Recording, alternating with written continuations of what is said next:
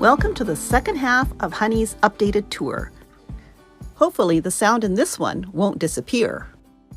As you can see, the overcab window is gone. Thank goodness. The outside is now covered with diamond plate aluminum, the same stuff that we use to fix our travel trailer, and the inside right now is just covered with a plywood, which I'm still not sure what I'm going to cover with. I could paint it, I could do a mural on it. There's all kinds of things I could do with it, but right now I'm undecided, so I haven't done anything. The vinyl on the sofa and the dinettes has held up amazingly well. I'm really glad I put the vinyl on. You can see it's getting a little bit loose, so I'm probably going to take it off next summer and re-staple it down, because that's all that's holding that stuff on, is it's stapled to the plywood underneath. That's the same for the seats of the dinette. You can see how it's getting a little bit wrinkled here. It's just pressure and heat and people sitting on it. So I'm going to take that off and readjust it and staple it back on again, but I'm not going to do that till next summer. The paint that I used on the cabinets has also held up very well. I did clear coat them with a spray Varathane after I had painted them, and that may be why they've held up so well. But yeah, I'm really pleased with how well they've held up. The wallpaper that I used to fill in the indentations on the cabinet doors has worked really well. I'm really impressed with how well it stayed put.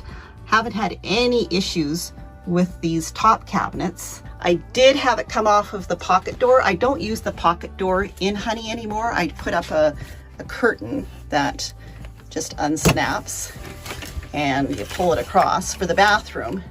My big thing with the pocket door was I was constantly forgetting to snap the door open when I would go to drive, and I'd go around a corner and the door would come out of there and it would slam up against the other side of the door. And I was terrified that if I forgot to snap that closed and I went around a corner and it's decided to slam shut, the dog or the cat would be down there and they would be seriously hurt. So I decided to stop using that door altogether. You can see the pocket door is still in here. This is the pocket door. And I'm going to take that out next summer. It's a little bit of a deal to get up in there and get a bunch of screws out, but I think it's just adding weight to the RV and I don't really need any extra weight. Another thing I added were these two little canisters. I got them from the dollar store, and on the other side of the canisters it says sugar and salt or something like that. I didn't want those showing, so I just turned them around. The part down here, this is a little wooden lid that would normally go on top if you were using it as a canister. I took that off and I stuck it on the bottom. It just fit on the bottom just like it would with the lid. Then I used command strips on the bottom and on the wall to attach it to the counter so it doesn't fall over, so I can actually leave all of my cooking utensils in here. And I add my little felt hot mats to it to keep the things in here from rattling around too much. I'll pull these things out and show you what it looks like off the wall. So there's the empty canister, and I can just pull it off. There's a command strip there and two down here, and then here you can see, oh, this one's actually for tea, but there's the two command strips there and the one there that corresponds with the ones on the wall. And I put those in place and get the snap going there, push it against the wall from the inside,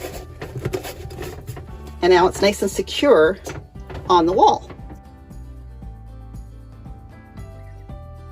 So that's about it for the updates inside Honey. If you haven't watched the video about Honey's makeover, make sure you do. I'll leave a link down below.